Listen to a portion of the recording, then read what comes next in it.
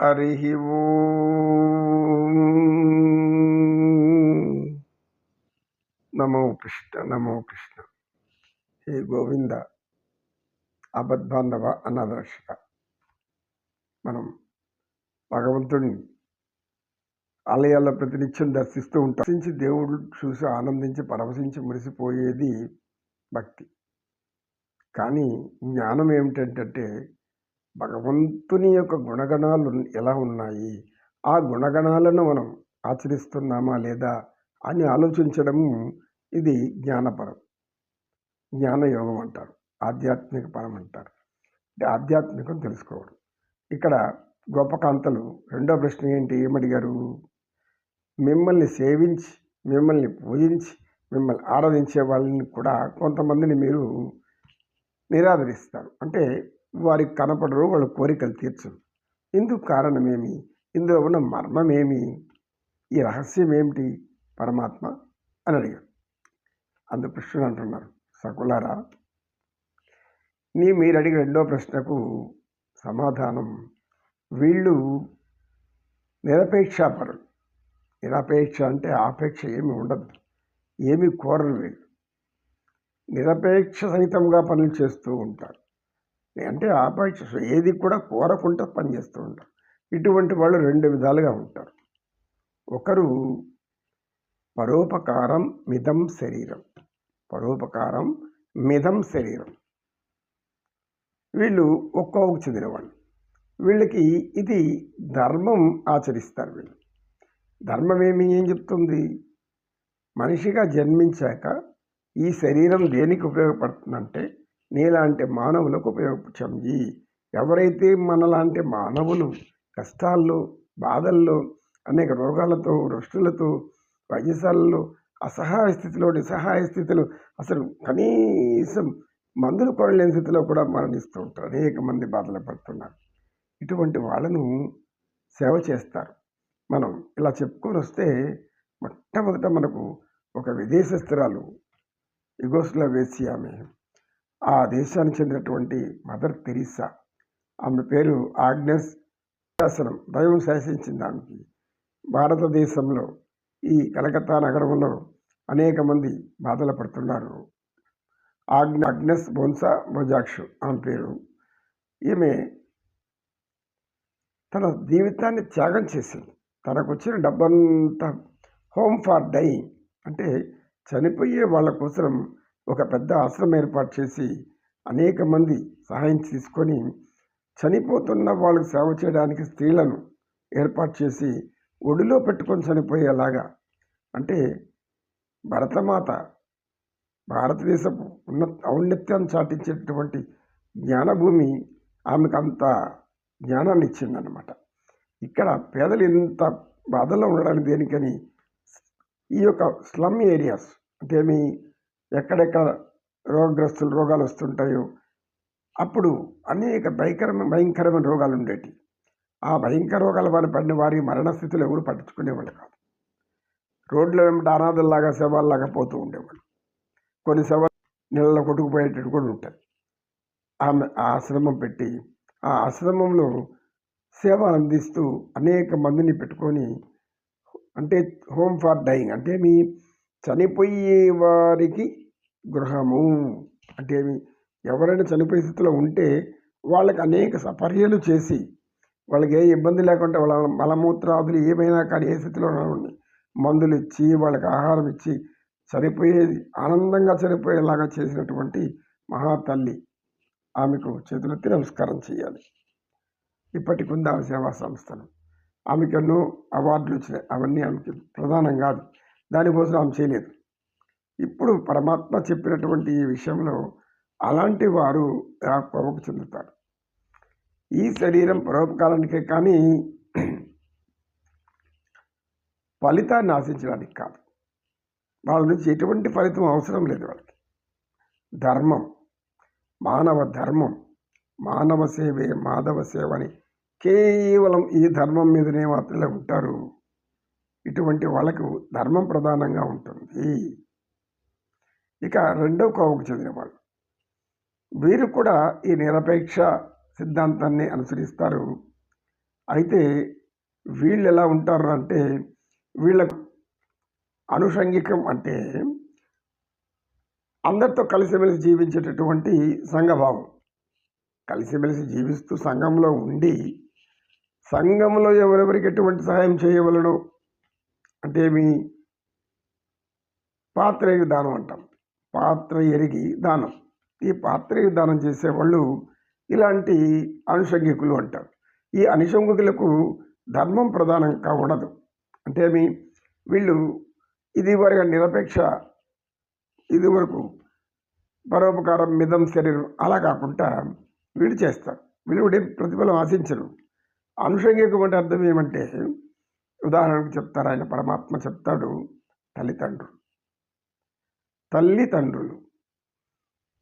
తల్లిదండ్రులు బిడ్డలను కనగానే వాళ్ళ నుంచి ఏమి ఆశించి చిన్న బిడ్డ నుంచి పెంచుతారు. చిన్న బిడ్డ ఏం ప్రతిఫలం ఇస్తుంది? ఎదుగుతూ ఉంటే ఎంతో ఆనందిస్తూ ఉంటారు.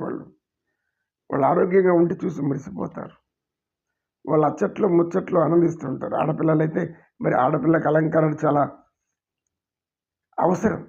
భారతదేశంలో ఆడపిల్లలను పెంచడంలో తల్లిదండ్రులు ఎంత ఉన్నత స్థితికి వెళ్ళిపోయారంటే మనం ఊహించలేం. ప్రతి స్త్రీలు కూడా ఇప్పుడు పెద్ద పెద్ద స్త్రీలు కూడా వాళ్ళ చివతరాన్ని ఊహించుకోవాలి. తల్లిదండ్రులు ఆడబిడ్డలను కష్టపెట్టరు. వారిని తో ప్రేమగా, అనురాగంగా, మురిపంగా, అతి సుకుమారంగా పెంచాలనుకుంటారు ప్రతి తల్లిదండ్రి. ఎందుకు ఆడబిడ్డ అంటే అక్కడి బిడ్డ అని, అంటే ఎప్పుడు అక్కడికి వెళ్ళిపోవాలనేది అది తప్పుడు ఆలోచన. ఆడబిడ్డ అంటే మనకు అందరికీ ఆడుకునేటటువంటి బిడ్డ. మనం ఆ బిడ్డతో ఆడుకుంటున్నట్లు ఉండాలి. బొమ్మలతో ఏ విధంగా ఆడుకుంటామో అలాంటి వాళ్ళు. కొందరు తల్లిదండ్రులు గాజు బొమ్మల్ని పెంచేట్లు పెంచుతారు. ఎందుకంటే సింగారించడంలో, అలంకరణలో వాళ్లకు చేసినంత విధిగా మగవాళ్ళకి చేయరు, మగబిడ్డలకు చేయరు. ఎందుకు? వాళ్ళకి అవసరం అది. పరికిణీలు, ఓణీలు, ఆ స్థాయి నుంచి చిన్న చిన్న గౌన్లు, ఆ స్థాయి నుంచి బంగారు ఆభరణాలేమి, పాపిటి బిళ్ళలు, ఈ చెంపసూరాలని, ముక్కుపుల్లలని, ముక్కుపుడకలని, రకరకాలుగా ఈ దుద్దులు, కమ్మలని, దివ్యాభరణాలు, నడుము కొడ్డాణం, వంకీలు, ఒకటేంటి కాళ్ళకు గజ్జలు. ఆడబిడ్డను చూస్తూనే మైమరిచి మురిసిపోతూ ఉంటారు తల్లిదండ్రులు చిన్న బిడ్డ ప్రాయం నుంచి. అయితే యవ్వనంలో వచ్చాక ఆడబిడ్డలు ఆలోచించాలి. తల్లులారా, తల్లిదండ్రులు ఎంత ప్రేమతో, ఎంత అభిమానంతో, మీ మీద ఎంత అనురాగంతో, వాత్సల్యంతో పెంచి ఆనందించుంటారు. దాన్ని క్షణంలో తుంచేయకండి. క్షణంలో తుంచేయడం అంటే అర్థమేమి? వారికి చెప్పుకుంటా ప్రేమ అనేటువంటి వ్యామోహంలో పడిపోయి వెళ్ళిపోతున్నారు. ప్రేమ అనేది ప్రేమ కాదు, అది వ్యామోహం. నిజమైన ప్రేమ మీలో ఉంటే తల్లిదండ్రులు చెప్పండి, తల్లిదండ్రులు ఒప్పించండి, చేసుకోండి. తల్లిదండ్రుల అభిప్రాయానికి విలువ ఇచ్చేటటువంటి వారు ఈ కోప కిందకి వస్తారు. తల్లిదండ్రులు కూడా తమ పిల్లల్ని ఏమి ఆశించకుండా చేసేటటువంటి వాళ్ళు అనుసంగిక విధానంలో ఉంటారు. అంటే సంఘీభావం. వారికి వీళ్ళ నుంచి ఏం కోరాలని ఉండదు, వీళ్ళ నుంచి తనకేం చేయాలని ఉండదు.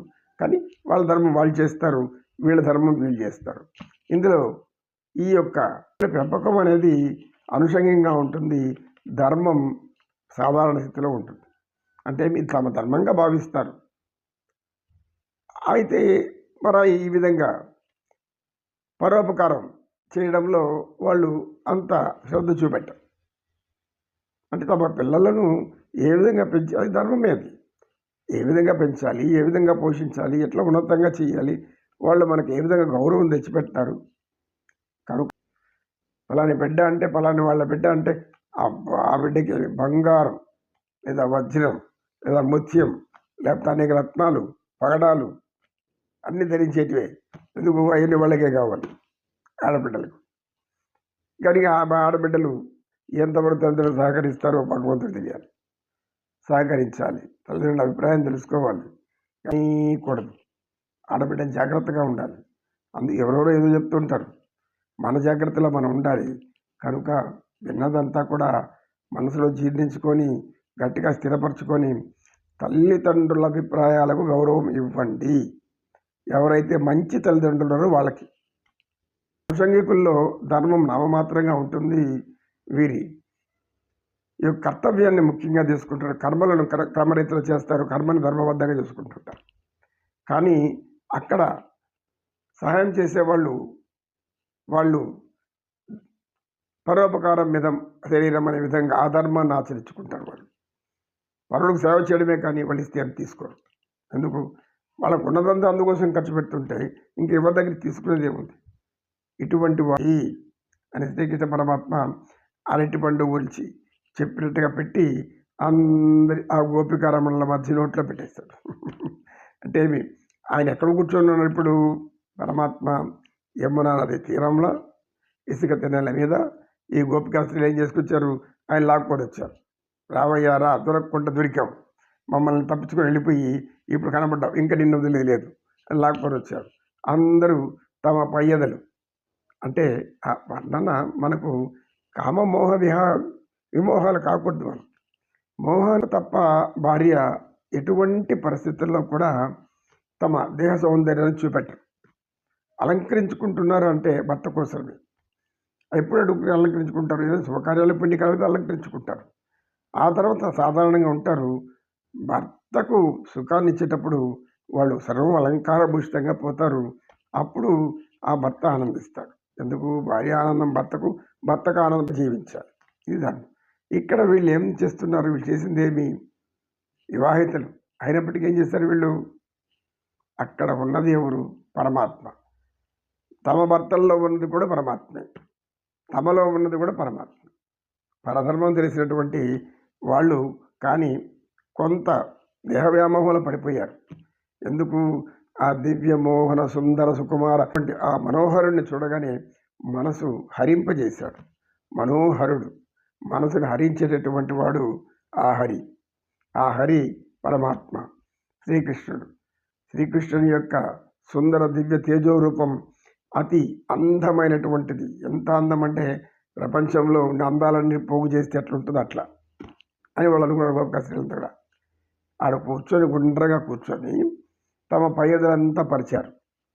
పరిచి శ్రీకృష్ణ పరమాత్మను లాక్కొని వచ్చి గట్టిగా అందులో పూజ పడేశారు. అంటే మీ పయ్యదులు తీసేశారు. అంటే ఆ రోజుల్లో వీళ్ళు సహజంగా ఒక వర్గం వారు పయ్యదులు ఉంటుంది, కానీ లోపల ఇంకా జాకెట్లు అట్లాంటివి ఉంటాయి ఉండవు తెలియదు మనకు. ఆ పయ్యదులు ఎలాంటి పయ్యదులు అంటే తమ వక్షస్థలాలకి కుంకుమ పువ్వు గంధము రేకు రాసుకొని ఉంటారు వాళ్ళ పైలు కప్పుకున్నప్పుడు. ఇప్పుడు వచ్చింది సాక్షాత్ పరమాత్మ. ఆ పయ్యదులను తీసి పరిచేశారు. పరమాత్మకు ఆ చూపులు ఏం లేవు, అది వ్యామోహం లేదు. వాళ్ళు అడిగిన ప్రశ్నకు జవాబు చెప్తున్నాడు ఆనందంగా. వాళ్ళు చాలా భరోసాతో వింటున్నారు. ఇప్పుడు మూడో ప్రశ్నకి జవాబు కాసంత విశ్రాంతి తీసుకొని మళ్ళీ చర్చించుకుందాం. నమో కృష్ణ, నమో కృష్ణ. కృష్ణం వందే జగద్గురు.